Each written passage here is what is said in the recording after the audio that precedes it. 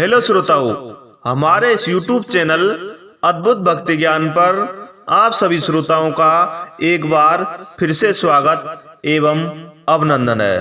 श्रोताओं, आज हम आपको बहुत ही सुंदर कहानी लेकर उपस्थित हुए हैं। कहानी है चुहिया के स्वयंवर की कहानी। अगर श्रोताओं आपने हमारे इस अद्भुत भक्ति ज्ञान चैनल को सब्सक्राइब नहीं किया है तो कृपया करके सब्सक्राइब कर दें और उसके पास एक बेल आइकन बटन होगा, उसको भी प्रेस कर दें, जिससे हमारी आने वाली वीडियो का नोटिफिकेशन सबसे पहले आप लोगों तक पहुंच सके। तो श्रोताओं, कहानी प्रारंभ करते हैं।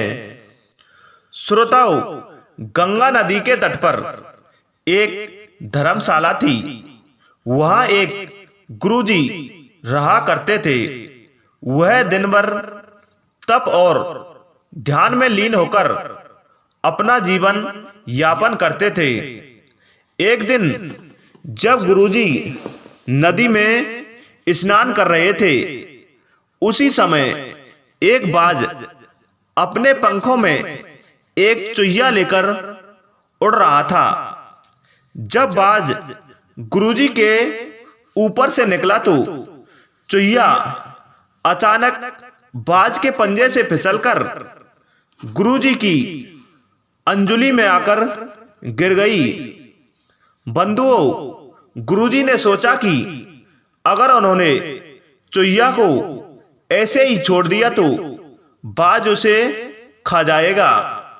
इसलिए उन्होंने चुहिया को अकेला नहीं छोड़ा और उसे पास के बरगद के पेड़ के नीचे रख दिया और खुद को शुद्ध करने के लिए वे दोबारा से नहाने नदी में चले गए।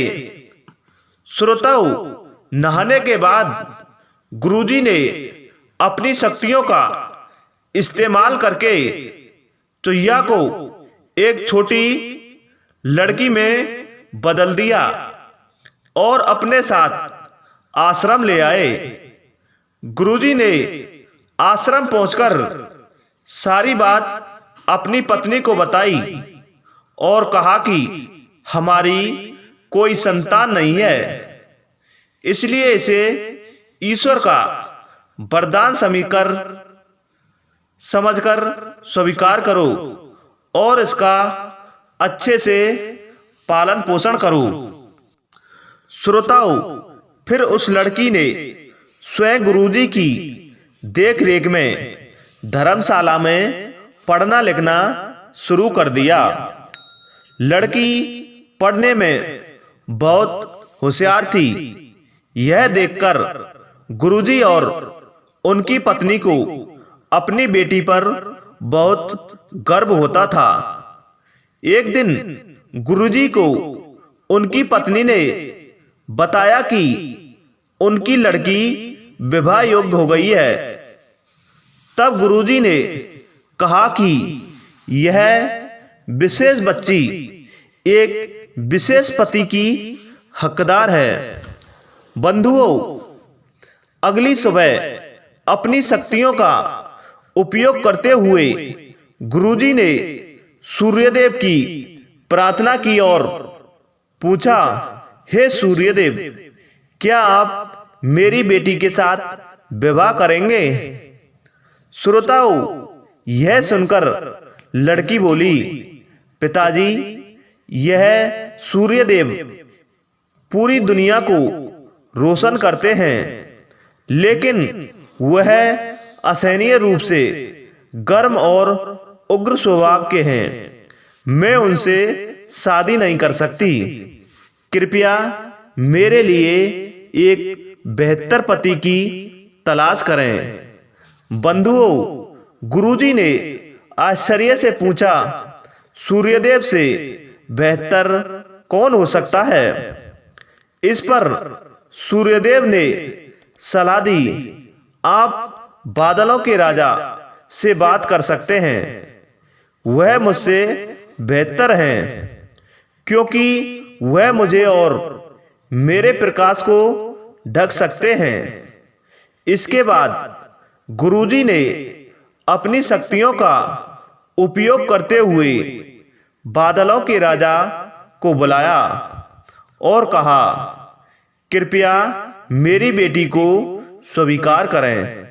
मैं चाहता हूं कि अगर बेटी की स्वीकृति हो तो आप उससे शादी करें। श्रोताओं, इस पर बेटी ने कहा, पिताजी, बादलों का राजा काला, गीला और बहुत ठंडा होता है। मैं उससे शादी नहीं करना चाहती। कृपया मेरे लिए एक बेहतर पति की तलाश करें। बंधुओं, गुरुजी ने फिर से आश्चर्य से पूछा, भला बादलों के राजा से भी बेहतर कौन हो सकता है? बंधुओं, बादलों के राजा ने सलाह दी, गुरुजी, आप हवाओं के भगवान वायुदेव से बात करें। वह मुझसे बेहतर हैं, क्योंकि वह मुझे कहीं भी उड़ा कर ले जा सकते हैं।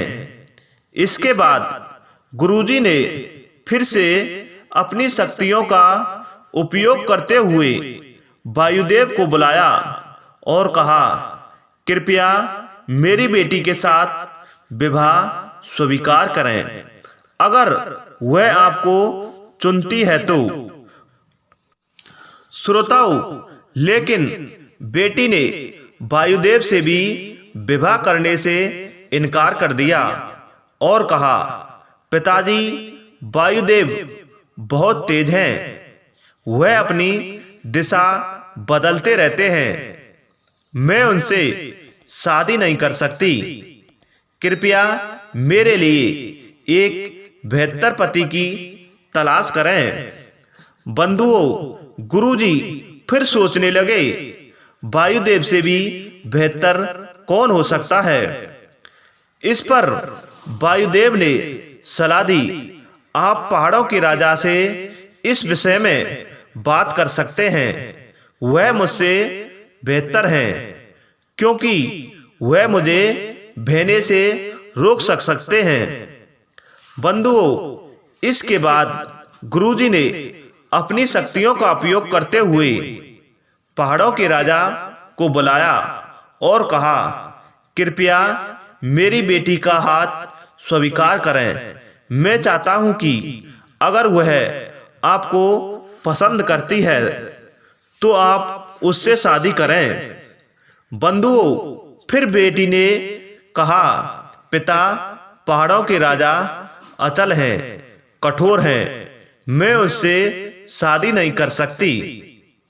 कृपया मेरे लिए एक बेहतर पति की तलाश करें। बंधुओं, गुरुजी ने सोचा, पहाड़ों के राजा से भी बेहतर कौन हो सकता है? पहाड़ों के राजा ने सलाह दी, गुरुजी, आप चूहों के राजा से बात कर लीजिए। वह मुझसे बेहतर है, क्योंकि वह मुझ में छेद कर सकता है। सज्जनों, आखिर में गुरुजी ने अपनी शक्तियों का उपयोग करते हुए चूहों के राजा को बुलाया और कहा, कृपया मेरी बेटी का हाथ स्वीकार करें। मैं चाहता हूं कि आप उससे शादी करें, अगर वह आपसे शादी करना चाहे। श्रोताओं, जब बेटी चूहों के राजा से मिली तो वह खुश होकर शादी के लिए राजी हो गई। गुरुजी ने अपनी बेटी को एक सुंदर चूहिया के रूप में वापस बदल दिया। इस प्रकार गुरुजी की बेटी चूहिया का स्वयंवर संपन्न हुआ। सज्जनों, कहानी से हमें यह सीख मिलती है, जो जन्म से जैसा होता है उसका स्वभाव कभी नहीं बदल सकता। अगर श्रोताओं, हमारी आपको यह कहानी पसंद आई होगी तो कृपया लाइक, शेयर, कमेंट करें। और अगर आप हमारे चैनल पर नए हैं तो हमारे चैनल को सब्सक्राइब करें और उसके पास एक छोटा सा बेल आइकन बटन होगा, उसको भी प्रेस करें, जिससे हमारी आने वाली वीडियो का नोटिफिकेशन सबसे पहले आप लोगों तक पहुंच सके। श्रोताओं, इसी के साथ जय हिंद, जय भारत।